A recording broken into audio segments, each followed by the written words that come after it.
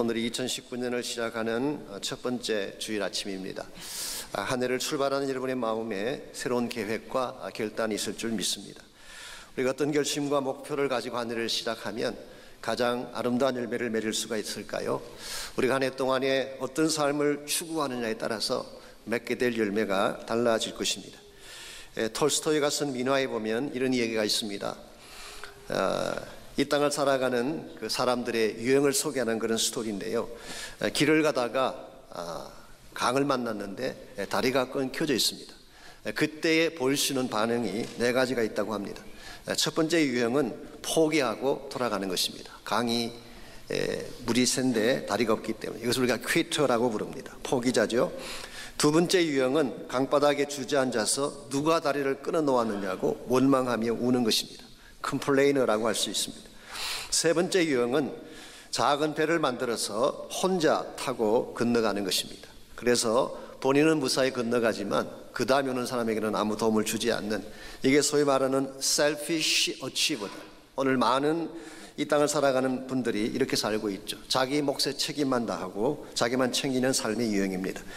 마지막 네 번째 유형은 조금 시간은 걸리겠지만 다리를 만듭니다. 그렇게 해서 본인도 건너가지만 뒤에 올 누군가도 건너갈 수 있도록 길을 만들어주는 것, 이와 같은 유형을 브릿지 메이커라고 부릅니다. 다리 놓는 자라고 부릅니다.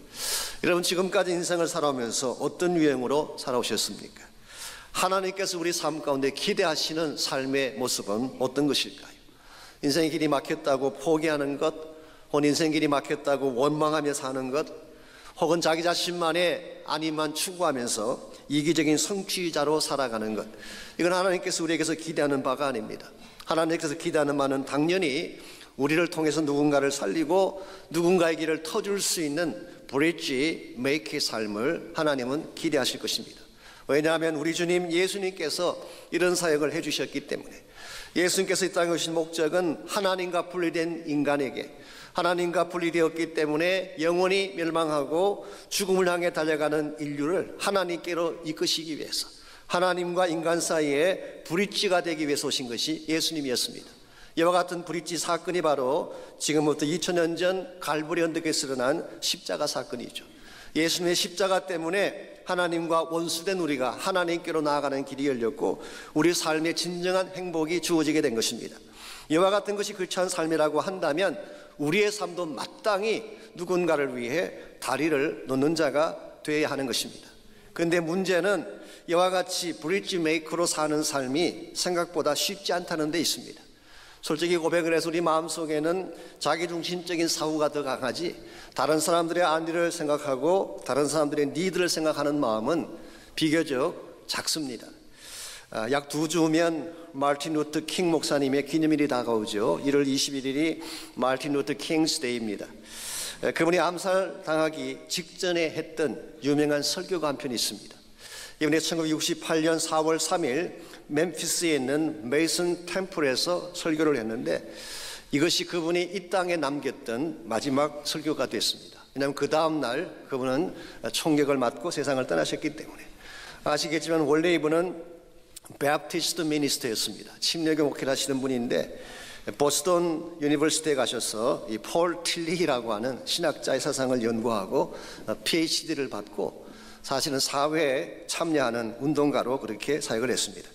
이분이 마지막 남겼던 설교 제목이 나는 산 꼭대기를 다녀왔다고 하는 I've been to mountain top이라고 하는 그런 제목의 설교였습니다. 마치 모세가 비스가산 꼭대기 위에서 본인은 들어가지 못했지만 약속의 땅 가나안을 바라보았던 것처럼 하나님의 비전을 본 사실을 설교한 것입니다. 그는 마치 자신의 죽음을 예감한 것처럼 찬양 인도자에게 곡을 부탁했어요. Take my hand, precious Lord라고 하는, 우리가 자주 부르는 주님여 내 손을 꼭 잡고 가옵소서, 그 찬양을 신청을 했고 정말 비장한 목소리로 그는 설교를 했습니다. 그 설교 내용 중에 우리가 잘 아는 선한 사마리아인에 대한 말씀을 하셨어요. 그는 이렇게 물었습니다. 그날 왜 제사장과 레위인이 그냥 강도 만난 자를 지나쳐 갔을까? 여러분 아시는 대로 제사장과 레위인은 강도 만난 자를 보고도 그냥 지나치지 않았습니까?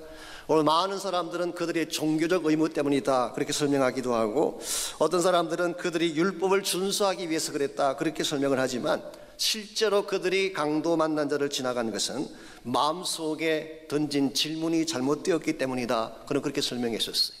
그들은 이렇게 질문을 던집니다. 만일 내가 가던 길을 멈추고 이 사람을 돕는다면 나에게 무슨 일이 일어날까? If I stop to help this man, what will happen to me? 내가 만일 가던 길을 멈추고 이 사람을 돕는다면 나에게 무슨 일이 일어날까? 이 질문은 잘못된 질문이었어요. 사마리아는 반대의 질문을 던졌습니다. 만일 내가 가던 길을 멈추지 않고 피해간다면 이 사람에게 무슨 일이 일어날까? If I do not stop to help this man, what will happen to him? 내가 만일 이 사람을 그냥 버려둔 채 피해간다면 이 사람에게 무슨 일이 일어날까? 우리가 충분히 짐작할 수 있는 것처럼 그는 결국 죽고 말 것입니다. 이것이 마틴 루터 킹이 시빌 라이츠 무브먼트에 참여하게 된 이유였다고 고백을 했습니다. 만일 자신에게 일어날 일만 걱정하고 자기 몸만 도살하기를 원했더라면 마틴 루터 킹은 암살당하지 않았을 것입니다. 자신은 안전했을 것입니다. 그러나 자신이 피해간 뒤에 남게 될 흑인들의 인권은 어떻게 되며 이 나라의 연약한 자들의 앞날은 어떻게 될 것인가? 그는 이 사람들에게 일어날 일에 컨선했기 때문에 그는 생명을 바쳐서 자신을 드린 것입니다. 그 결과 우리가 지금 알고 있는 것처럼 이 땅을 살아가고 있는 수많은 소수민족들이 착취당하고 빼앗기며 살던 수많은 사람들이 용기를 얻고 소망을 갖고 비전을 안고 살게 되지 않았습니까? 저는 이와 같은 것이 브릿지 메이커의 삶이라고 생각합니다. 나의 안위만 챙기는 것이 아니라, 나의 몸만 도사리는 것이 아니라, 나 때문에 누군가가 축복을 받게 되는 삶, 나 때문에 누군가가 죽었던 상태에서 살아나게 하는 삶. 그래서 이 어두운 세상 가운데에 빛을 전가하고 소망을 남겨주는 삶, 이게 성경이 제시하고 있는 브릿지 메이커의 삶입니다. 이제 한 해가 시작이 됐습니다. 그냥 의미 없이 흘려보내기에는 너무나 귀중하고 소중한 시간들입니다. 여러분, 이 한 해를 어떠한 모습으로 살아가기를 원하시는지요? 하나님께서 기뻐하시는 험한 세상에 다리를 놓는 브릿지 메이커의 삶을 살아가려면 과연 무엇이 필요할까요? 오늘 같이 봉독한 이 본문을 통해서 이것을 함께 정리해 보려고 합니다. 오늘 같이 읽은 본문에 보시면 사도 바울이 일평생 가슴 속에 품었던 삶의 과제 하나가 기록되어 있습니다. 흔히 말하는 미션 스테이트먼트, 자신의 사명 선언문이라 그렇게 표현할 수 있는 본문이 오늘 말씀입니다. 우리가 바울 서신을 공부해 보게 되면 바울 서신 여러 곳에 본인의 사명에 대한 고백이 나오죠. 심지어 사도행전서에도 사도 바울의 사명 선언이 나오고 있습니다만 오늘 본문도 그 중에 하나예요. 16절 말씀 보시면 바울은 자기 일생의 사명을 이렇게 표현하고 있습니다. 이 은혜는 곧 나로 이방인을 위하여 그리스도 예수의 일꾼이 되어 하나님의 복음의 제사장 직분을 하게 하사 이방인을 제물로 드리는 것이 성령 안에서 거룩하게 되어 받으실만 하게 하려 하십니다. 여기서 사도 바울은 자기 삶의 오브젝티브, 무엇을 해야 될지 대상을 잘 알고 있습니다. 그것은 이방인을 위하여. 바울은 처음 주님 앞에 부름받을 때에 이방인 선교사로 부름받았어요. 그래서 이방인을 위하여. 두 번째로 자기의 역할이 무엇인지도 정확하게 밝히고 있습니다. 그리스도 예수의 일꾼이 되어. 여기 일꾼이라는 이 표현은 사실은 고대 헬라 사회에서 국가를 사랑하는 자들이 자발적으로 섬기는 자를 오늘 본문에서 일꾼이라고 표현했습니다. 그래서 바울은 자발적으로 하나님을 사랑하기 때문에 택하게 된 자기의 역할, 그게 바로 예수 그리스도의 일꾼됨이었습니다. 그리고 나서 본인이 해야 될 사명을 밝히고 있습니다. 하나님의 복음의 제사장 직분을 행하는 것이라고 했어요. 여기서 사도 바울은 본인이 앞으로 남은 생애 가운데에 어떤 사역을 하며 살아가야 될지를 분명하게 알고 밝히고 있습니다. 여러분, 제사장 직분이라고 하는 것은 영어 성경 보시면 priestly duty of the gospel, 하나님의 복음의 priestly duty, 제사장의 직무를 하는 것이다 그랬어요. 이 priest라고 하는 단어는 그 근본 컨셉이 다리란 뜻입니다. 브릿지란 뜻이에요. 특별히 그것을 라틴 말로 우리 폰티펙스라고 부릅니다. 폰티펙스. 이 폰트라고 하는 이 단어는 브릿지란 뜻이에요. 뒤에 FEX가 붙으면은 make라는 의미가 됩니다. 그래서 직역을 하면 브릿지 메이커. 물론 로만 캐톨릭 교회에서 많이 사용하는 단어이긴 하지만 이게 성경에서 표현하고 있는 제사장직의 핵심 아이디어라고 할 수가 있습니다. 사도 바울은 어디를 가든지 하나님의 복음에 다리를 놓는 자가 되겠다. 그래서 하나님 몰랐던 사람들이 하나님께로 돌아오게 되고 그들이 하나님 앞에 향기로운 제물로 올려드려지게 되는 것, 이것이 사도 바울의 일평생 사명이고 이것을 위해 그는 달려간다고 고백을 한 것입니다. 실제로 성경을 보시면 바울은 이 사역을 위해 달려왔습니다. 다메섹 도상에서 예수님 만난 이후에 그는 3번에 걸쳐서 선교 여행을 다니면서 소아시아 지역의 많은 교회들을 개척해 세웠습니다. 유럽 땅에 수많은 교회들을 개척해 세웠습니다. 나중에는 아시아 중심지인 에베소에 와서 두라노 서원을 세우고 많은 제자들을 양성해서 지속적으로 우리 기독교 신앙이 발전되어 갈 수 있도록 기반을 닦아 놓았습니다. 이와 같은 사명을 다 한 후에 바로 오늘 본문 19절에서 이렇게 고백을 하죠. 예루살렘에서부터 일루리곤까지 그리스도의 복음을 편만하게 전하였다 고백하고 있습니다. 여기 표현된 일루리곤이라는 이 지역은 오늘날의 유고슬라비아 지역을 말한다고 합니다. 이태리로 들어가기 직전 서쪽의 마지막 지점이 바로 일루리곤입니다. 자, 예루살렘에서 시작되어진 이 복음이 땅끝에 수많은 곳을 편만하게 나누어져 가다가 결국 로마로 들어가기 직전인 일루리곤까지 갔다, 그렇게 바울은 설명하고 있습니다. 이것이 사도 바울이 지금까지 달려왔던 삶의 여정이었고 앞으로도 달려가기를 소원하는 삶의 목표라고 부를 수가 있습니다. 오늘 여러분과 저의 사역의 목적도 여기 있습니다. 하나님 여러분과 저를 그냥 살다 가도록 부르신 것이 아니라 복음의 제사장이 되라고 불러주셨어요. 어떤 분들은 제사장이라는 단어를 쓰면 그건 성직자들이나 사역자들에게 해당하는 거지 나에게 무슨 의미가 있는가 생각하실지 모르지만 베드로전서 2장 9절 말씀에 의하면 예수 믿는 모든 사람은 제사장이에요. 여러분이 예수를 나의 군대로 영접하는 순간 여러분들은 왕같은 제사장이 된 것입니다. 그래서 하나님의 은혜의 보좌 앞에 직접 나아갈 수 있는 특권을 갖게 되고 동시에 구약시대의 제사장의 직무가 사람들을 하나님께로 인도했던 것처럼 여러분에게 주어진 책무가 수많은 사람들을 하나님께로 인도하는 브릿지 메이커가 되게 하신 것입니다. 여러분과 제가 이 사명을 잘 기억하고 이와 같은 사명을 위해 달려가기 시작할 때 여러분 때문에 세상에 소망이 주어지게 되고 험악한 세상 가운데 살던 사람들이 희망을 얻고 주님께로 나오게 되는 것입니다. 그래서 우리의 사명의 본질은 험한 세상의 다리가 되는 것입니다. 여러분과 제가 주어진 한 해를 살아가는 동안에 우리 자신을 위해서 시간을 투자하고 우리 자신의 업적을 쌓기 위해 사는 것도 필요할지 모르지만 오늘 본문이 우리에게 제시하고 있는 정말 험한 세상의 다리가 되어서 우리가 가는 곳곳마다 복음의 꽃을 피울 수만 있다면 우리의 삶이 하나님께 가장 가치 있고 영광스럽게 될 것입니다. 우리가 어떻게 하면 복음의 제사장이 되어서 이 땅 구석구석에 복음의 꽃을 피우며 살아갈 수가 있을까요? 오늘 같이 봉독한 본문에 보시면은 사도 바울이 일평생 동안 복음의 제사장으로 살아갈 수 있었던 몇 가지 비결, 그것이 오늘 본문에 소개가 되어 있습니다. 첫 번째 비결이 건강한 열정입니다. 여러분 무슨 일을 하든지 그 일을 바르게 추진해내려면 열정이 있어야 돼요. 돈을 버는 사람도 물질에 대한 열정이 없으면 그게 전념을 다 할 수가 없습니다. 공부하는 사람들이 공부에 열정이 없으면 학업에 업적을 이룰 수가 없는 것입니다. 우리가 무엇을 하든 열정이 필요한데 하나님의 복음의 다리를 이루기 위해서 우리에게 필요한 열정은 어떤 것일까요? 그것은 바로 하나님 우리에게 주시는 은혜와 사랑이라는, 이것이 우리 열정의 동기가 되어야 됩니다. 오늘 14절에서 16절까지를 보시면 사도 바울은 본인이 이 사역을 하게 된 근본 동기를 이렇게 밝히고 있습니다. 14절에서 16절입니다. 내 형제들아 너희가 스스로 선함이 가득하고 모든 지식이 차서 능히 서로 구원하는 자임을 나도 확신하노라. 우리가 지난주까지 로마 교회 안에 있는 갈등 문제를 다루었죠. 교회 안에 채소를 먹는 자, 먹지 못하는 자, 혹은 믿음이 강한 자, 약한 자, 이 두 부류 사이에서 갈등이 일어났었죠. 사실은 이것이 이방인과 유대인 사이의 갈등이었습니다마는 이제 그 모든 것들에 대한 갈등을 다 다룬 후에 14절 말씀을 통해서 이제 그것을 랩업하고 있습니다.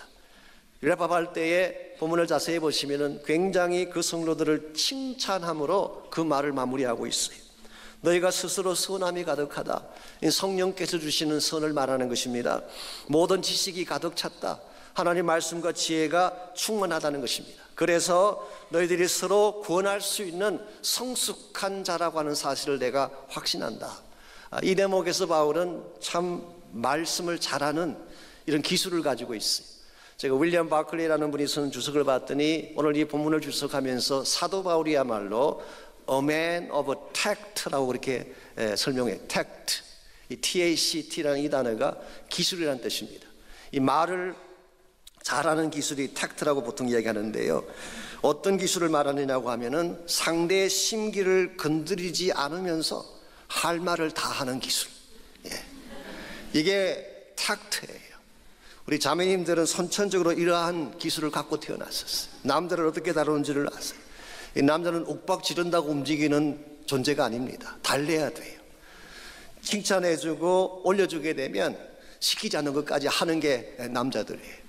오늘 사도 바울은 이 성도들을 다룰 때 먼저 그들의 장점을 소개해주고 그들을 칭찬함으로 그 모든 문제를 마무리한 후에 그가 정말 하고 싶은 본론을 15절 16절에서 소개하는 것입니다. 그러나 내가 너희로 다시 생각나게 하려고 하나님께서 내게 주신 은혜로 말미암아 더욱 담대히 대략 너희에게 섰노니, 여기에서 바울이 내게 주신 은혜라고 하는 단어를 쓰고 있습니다. 이 은혜가 어떤 은혜를 말할까요? 일반적으로 바울이 은혜라는 단어를 쓸 때는 구원의 은혜를 의미할 때가 대다수입니다. 우리가 구원받은 것이 은혜로 구원받은 것이지 않습니까? 오늘 하나님께서 나를 지금까지 지키시고 인도하신 것을 은혜라 그렇게 부르기도 하는데 오늘 본문의 케이스는 조금 다릅니다. 문맥상 조금 다릅니다. 바울은 본인에게 부과되어진 사명을 은혜라고 표현하고 있습니다. 그렇기에 16절을 보시면은 그 은혜의 내용을 뭐라고 설명하고 있나요? 이 은혜는 곧 나로 이방인을 위하여 그리스도의 일꾼이 되게 하고 제사장 복음의 제사장직을 맡게 한 것이라고 설명하고 있습니다. 우리는 여기서 굉장히 중요한 인식 하나를 발견하게 됩니다. 일반적으로 나에게 사명이 주어지면 버든으로 생각하고 부담으로 생각하고 의무감으로 생각을 하는데 바울은 그렇게 인식하지 않고 나에게 맡겨진 복음의 사명이 하나님이 주신 은혜다 그렇게 고백을 하고 있습니다. 여러분이 하시는 일이 무엇이든지 사역이 어떤 것이든지 이 인식이 있으면 그 사역이 힘들지 않아요. 그런데 만일 이 인식이 아니고 내가 어찌할 수 없어서 부담감 때문에 사람들이 푸시하니까 눈치 보느라고 하는 사역이라면 이건 짐이 되는 것입니다. 바울은 나의 마음속에 하나님이 주신 은혜 때문에 이와 같은 복음 사역을 감당한다 고백하고 있어요. 비슷한 말씀이긴 하지만 고린도후서 5장 14절에서는 이런 표현을 했습니다. 우리가 미쳐도 하나님을 위한 것이요 온전하여도 너희를 위한 것이니 그리스도의 사랑이 우리를 강권하시는도다. 그 당시 고린도 교회 안에 사도 바울의 사역에 대해서 비판하는 사람들이 많이 있었어요. 미친 것 아니냐, 온전한 정신이 아니지 않겠느냐, 수많은 대적자들이 이야기를 했지만 사도 바울의 고백은 이것입니다. 너희들이 나에게 뭐라고 할지라도 그리스도의 사랑이 우리를 강권한다. Love of Christ compels us. 내 마음속에 가득 찬 예수 그리스도의 사랑이 나를 멈추지 못하게 하고 있다. 그런 표현이에요. 오늘 여러분과 저에게 열정이 필요하다면 이 하나님의 사랑, 하나님의 은혜가 동기가 되어질 때 이 열정이 여러분을 달리게 하고 힘든 가운데서도 그것을 넘어서게 하는 것입니다. 솔직히 고백을 해서 사도 바울만큼 고난을 많이 당한 사역자가 어디 있겠어요? 오늘 이 시대에 목회하는 사람들이나 선교하는 많은 분들이 힘들다고 이야기하지만 바울과 비교할 수 있겠습니까? 사도 바울은 자신이 사랑하고 자신이 전심을 바쳤던 성도들에게 쫓겨났어요. 면전에서 모욕을 당하고 그는 쫓겨났습니다. 뿐만 아니라 그는 굶주림을 겪고 매를 두들겨 맞고 미말에 차한 자처럼 정말 저주를 받고 감옥에 들어가고 40에 하나 가만 태장을 수십 번 두들겨 맞고 사도 바울에게 부과되었던 우리가 상상조차 할 수 없는 이와 같이 어마어마한 고통과 고난에도 불구하고 바울을 멈추지 못하게 한 열정이 어디서 나온 것일까요? 바로 그의 마음속에 주어진 그리스도의 사랑 때문이었어요. 나 같은 자가 하나님 앞에 부름받고 쓰임받는다고 하는 은혜에 대한 인식 때문에 사도 바울은 끝까지 사명을 감당하게 된 것입니다. 오늘 여러분이나 저나 하나님을 위해 사역을 할 때에 이 동기가 분명해야 됩니다. 은혜 때문에, 사랑 때문에 출발한 우리 사역의 동력이 분명할 때에 사람들 눈치 보지 않을 수 있게 되고 박수하지 않을 수 있게 되고 하나님 영광 위에 달려가게 되는 것입니다. 여러분께서 이기적인 욕심이나 개인적 성공을 위해 열정을 쏟아부을 경우에는 여러분 스스로 언젠가는 실망하고 허무함을 느낄 때가 옵니다. 사람들의 박수 때문에 뛰어갔던 열정은 식기 마련이에요. 박수가 멈추는 순간 우리의 열정도 식어지게 되는 것입니다. 그러므로 정말 저희들의 마음속에 가득 차야 될 한 가지 열정이 있다면 그리스도의 사랑에 대한 열정, 은혜에 대한 감격이 우리에게 있어야지 하나님이 우리에게 부여하신 복음의 브릿지 역할을 감당할 수가 있습니다. 두 번째로 여러분과 제가 험한 세상의 다리가 되려면 바른 능력을 소유해야 됩니다. 이 능력이 바로 성령의 능력입니다. 17절에서 19절까지를 보시면 사도 바울의 자랑할 수 있는 것은 한 가지밖에 없다고 그는 고백을 합니다. 17절, 그러므로 내가 그리스도 예수 안에서 하나님의 일에 대하여 자랑하는 것이 있거니와 그리스도께서 이방인들을 순종하게 하기 위하여 나를 통하여 역사하신 것 외에는 내가 감히 말하지 아니하노라. 여기서 바울은 오직 한 가지 외에는 자랑할 것이 없다고 고백합니다. 그 한 가지가 뭘까요? 그리스도 예수 안에서 하나님의 일에 대한 것. 솔직히 바울만큼 자랑할 거리가 많은 분이 어디 있었어요? 학벌 자랑할 수 있었습니다. 가문 자랑할 수 있었습니다. 그가 배웠던 학식이나 그의 좋은 브레인 자랑할 수 있었겠죠. 그런데 바울은 그것은 나의 자랑이 아니다. 내가 만일 해야 될 한 가지 자랑이 있다면 하나님의 일에 대한 것밖에 없다. 그리고 그 일의 내용을 열거하고 있습니다. 그 일은 말과 행위로 표적과 기사의 능력이라고 했어요. 여기서 말이라고 하는 것은 probably 바울이 전개했던 복음의 말을 말할 것입니다. 그가 선포했던 복음, 그리고 행위라고 하는 것은 그의 삶을 말하는 것입니다. 예수 만난 이후에 보여주었던 아름다운 삶의 열매들. 표적과 기사라고 하는 것은 하나님께서 베푸신 초자연적인 능력을 말하는 것입니다. 바울의 사역 현장에는 복음도 있고 아름다운 삶의 열매도 있고 하나님이 아니면 행해 주실 수 없는 표적과 기사의 능력도 나타났어요. 그런데 이와 같은 모든 것들이 무엇으로 말미암아 이루어졌다고 말씀하고 있나요? 19절을 다시 보십시오. 성령의 능력으로 이루어졌다. 이게 사도 바울의 능력에 대한 인식입니다. 바울은 내가 잘나서 사역한 거 아니다라고 고백합니다. 내가 노력했기 때문에 열매가 맺혀진 것 아니다라고 말하고 있습니다. 내가 수없이 많은 곳을 다니면서 수고했기 때문에 그 수고의 열매다라고 말하지 않고 모든 것은 성령의 능력으로 온 것이다 라고 고백을 합니다. 여러분과 저에게 이 인식이 있을 때에 나의 능력이 아니라 하나님의 능력, 성령의 능력으로 모든 것을 할 수 있다고 고백할 때에 여러분의 사역은 바른 사역이 되고 맺게 될 열매도 극대화되어지는 것입니다. 솔직하게 고백을 드려서 우리가 할 수 있는 일이라고 하는 것은 굉장히 제한적입니다. 저도 목회를 30년, 40년 가까이 하고 있습니다만은 제가 목회에서 느낀 것 한 가지가 있어요. 제가 아무리 노력하고 힘써도 할 수 없는 일이 너무 많다는 것. 비근한 예로 제가 한 명의 생명인들 제 힘으로 변화시킬 수 없어요. 제가 설득하고 제가 노력한다고 한 사람이 구원받을 수 있을 것 같습니까? 불가능합니다. 성령께서 하셔야 돼요. 우리는 그저 도구일 뿐이지 한 생명을 변화시키는 것 성령께서 하시는 것입니다. 교회 성장이라고 하는 것이 우리의 노력만으로 될 것 같습니까? 프로그램을 잘 준비하면 교회가 성장할 것 같습니까? 저는 그렇게 생각하지 않습니다. 성령께서 함께 하실 때에, 성령의 기름 부음이 있을 때에 교회가 성장하고 부흥케 되는 것입니다. 여러분의 가정이나 삶의 터전도 마찬가지입니다. 여러분의 힘만으로 가정의 모든 문제가 풀리던가요? 여러분의 노력하는 것만으로 비즈니스가 발전하고 모든 삶의 문제가 해결되던가요? 안 됩니다. 우리가 아무리 힘쓰고 해서도 우리의 힘만으로 할 수 없는 수많은 일들이 우리 인생 가운데에 존재하는 것입니다. 2019년도가 시작됐습니다마는 2019년도라고 해서 예외는 아닐 것입니다. 어려운 문제가 찾아올 거예요. 때에 따라서는 여러분의 힘으로 넘어설 수 없는 어려운 난관도 주어질 가능성이 있습니다. 그때 필요한 것이 무엇일까요? 나의 힘이나 지혜가 아니라 성령의 능력인 줄 믿습니다. 하나님이 함께 하셔야 돼요. 한국에 어떤 형제님 한 분이 이런 간증을 하신 적이 있습니다. 이분이 사업을 크게 벌리다가 부도가 나면서 망하게 됐어요. 젊은 나이에 갑자기 그 사업이 날아가 버리게 되자 상심한 나머지 거의 미치광이가 됐어요. 폐인같이 변했습니다. 그래서 정말 미치광이처럼 살던 중에 정말 어느 날 교회 다니시는 장로님을 만나서 복음을 듣게 되면서 예수님 만나고 교회를 출석하기 시작했습니다. 예수님 만나고 복음을 알게 됐더니 그의 삶이 회복이 되지 않겠습니까? 그래서 이분이 다시 사업을 시작하시는데 성경에 보니까 너희는 빛과 소금이 되라, 이제 그런 말씀이 나와서 아하, 이왕 하는 거라면 소금 장수를 하면 좋겠구나. 그래가지고 성경에 근거해서 소금 사업을 시작을 했습니다.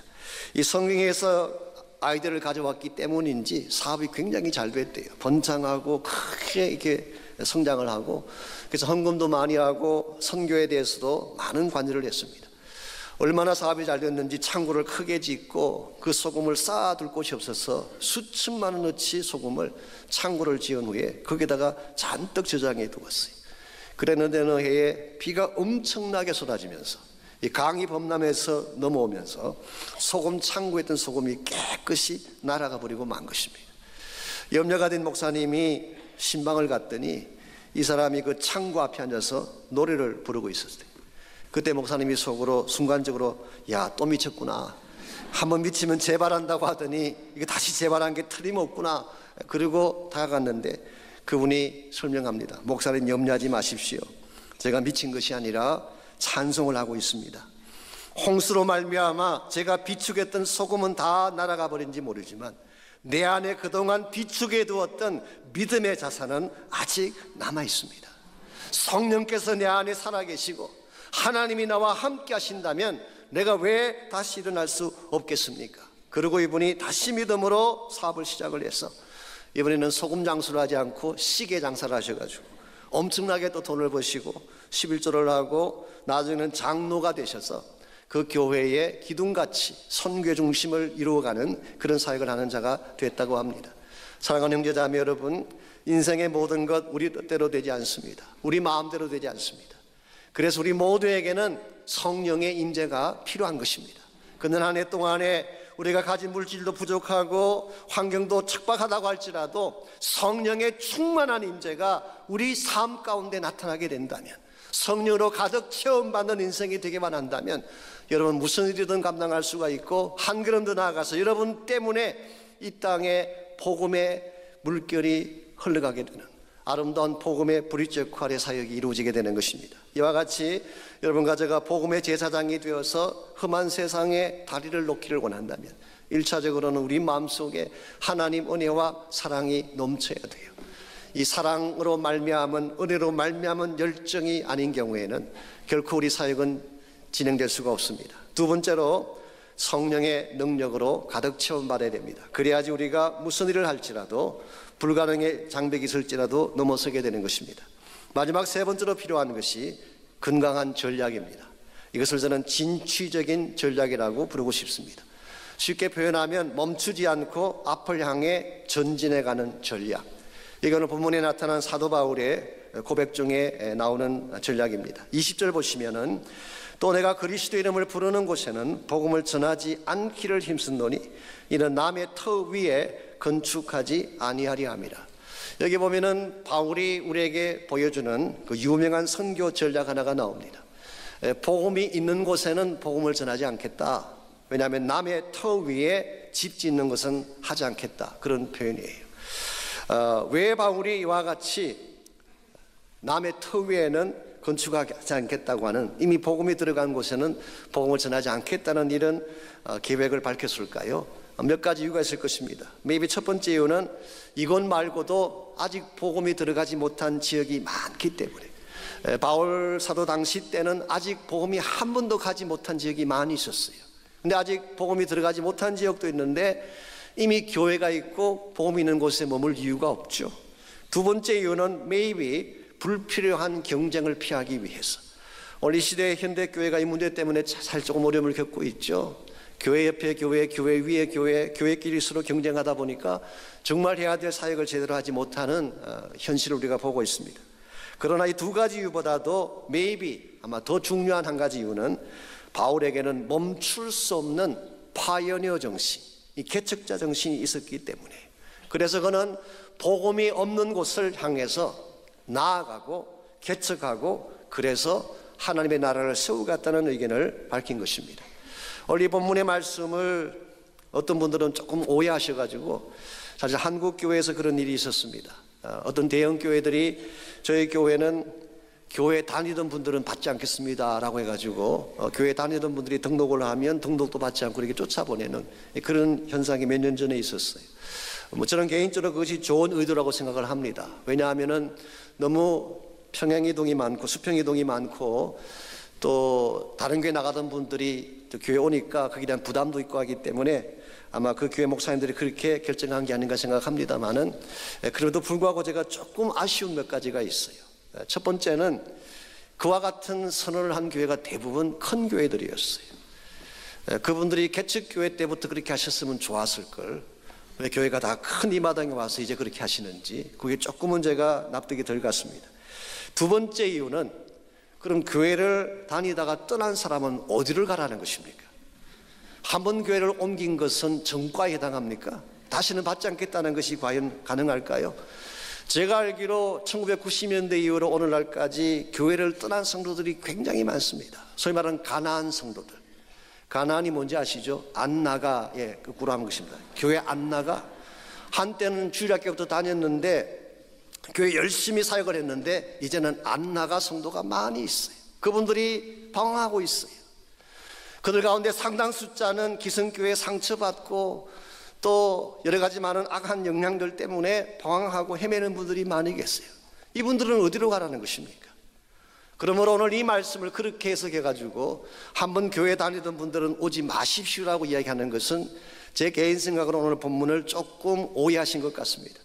오늘 이 말씀의 뜻은 그런 것이 아닙니다. 실제로 우리가 다음 주에 다룰지 모르지만 여러분, 성경에 아굴라와 브리스길라라고 하는 유명한 성도들이 있습니다. 그분들이 원래 어느 교회 출신인지 아세요? 로마교회 출신이에요. 로마교회 출신이다가 나중에 고린도로 와서 고린도 교회에 섬겼어요. 그런 나중에는 에베소에 가서 에베소 교회를 섬겼어요. 자, 한번 교회 나가던 분들은 다시 교회 나가면 안 될까요? 오늘 보면은 그런 뜻이 아닙니다. 오히려 바울의 마음속에 하나님의 복음을 전하는 이 사역, 소위 말해서 브릿지 메이킹 미니스트리는 멈추면 안 된다, 그런 뜻이에요. 내가 어떤 한 곳에 멈추어 서서 이 정도면 되었다라고 해서 그곳에 안주하고 머물러 있으면 안 된다. 아직 복음이 들어가지 않은 곳이 많이 있으니까 그곳을 향해 계속 가고 계속 가고 계속 가야 된다. 이 메시지를 말씀하고 있는 것입니다. 실제로 바울이 이 말씀을 기록하게 된 컨텍스트가, 바울은 로마를 방문하고 싶었어요. 근데 이미 세워진 그 교회에 방문하게 되면 그 교회가 부담을 가질 수도 있지 않겠습니까? 그래서 바울은 자기 목적을 밝힌 것입니다. 내가 가는 목적이 너희들 가운데 계속 머물면서 새로운 사역을 하기 가는 것이 아니라 너희들의 보내줌을 받아서 스바나까지 가고 싶다. 그 고백을 다음 주에 합니다. 다음 주 본문에서 다룰 것입니다. 오늘 바울의 마음속에는 멈출 수 없는 사역의 모습을 표현한 것입니다. 이게 pioneering spirit. 우리는 가끔 교회가 조금 성장하면 그게 스테이하려고 합니다. 안주하려고 하죠. 이 정도면 되었다라고 배부른 소리를 할 때가 있는데 바울의 마음속에는 아니라는 것입니다. 전진하고 전진하고 전진해서 예수의 복음이 땅끝까지 편만하게 이루어질 때까지 나는 멈출 수 없다는 고백이 우리 이 말씀이 의미하는 뜻입니다. 이 대목에 대해서 이 파이어니어링 선교 정신을 가장 잘 표현해 준 선교사님 한 분이 계십니다. 그분의 이름이 데이비드 리빙스톤이라는 분이었어요. 이분은 런던 미셔너리 소사이티에 와서 선교사가 되겠다는 신청서를 냈을 때 거기에 있는 분들이 질문을 냈습니다. 당신은 어디로 가기를 원하는가? 그때 리빙스톤이 남겼던 귀한 말이 있습니다. Anywhere, 어디든 좋습니다. Anywhere, so long as it is forward. 앞을 향해 전진하는 곳이라면 anywhere. 복음의 전진이 필요한 곳이라면, 복음이 필요한 영역이 있다면 anywhere, 어디든지 가기를 원합니다. 이와 같은 고백과 함께 그런 아프리카 선교사로 갔고, 우리가 잘 아는 바처럼 정말 아프리카 지역 전역을 다니면서 마지막 순교하는 자세로 세상을 떠날 때까지 그는 복음만을 전가다가 하나님 부름을 받았습니다. 오늘 이 시대에 여러분과 저의 마음속에 이 정신이 필요해요. 우리는 교회를 오래 다니고 또 사역을 오래 하다 보면 우리도 모르는 가운데 컴포트 존에, 편안한 곳에 안주하고 이 정도면 되었다라고 멈추려고 할 때가 참 많은데, 오늘 성경은 여러분과 저에게 분명하게 권면하고 있습니다. 멈추지 말라는 것입니다. 계속 나가라는 것입니다. 이 복음이 온 땅끝까지 이를 때까지. 여러분과 제가 이 세상을 다시 보시면 아시겠지만 생각하는 것보다 이 세상은 더 혼미합니다. 더 어둡고 더 척박합니다. 우리 주변에 수많은 사람들이 갈 바를 알지 못해 고통스러워하고 있어요. 많은 젊은이들이 그들이 붙잡아야 될 깃발이 없다고 절망하고 삶을 포기하려고 하는 그런 모습들을 봅니다. 정말 힘들어하고 상처 가운데 피를 흘리고 있는 수많은 사람들, 그들에게 필요한 것이 무엇일까요? 복음의 다리가 필요한 것입니다. 그들에게 누군가는 찾아가서 복음의 다리가 되어주고, 그들이 갖지 못한 하나님 나라의 소식, 예수 그리스도의 복음의 생명의 소식을 그들에게 나누어 주어서 그들도 하나님께로 돌아오고 하나님 백성 되게 만드는 삶, 이게 여러분과 저에게 주어진 사명이고 저희 교회에 주어진 사명이고 2019년 한 해 동안 우리가 달려가야 될 삶의 골이라고 할 수가 있습니다.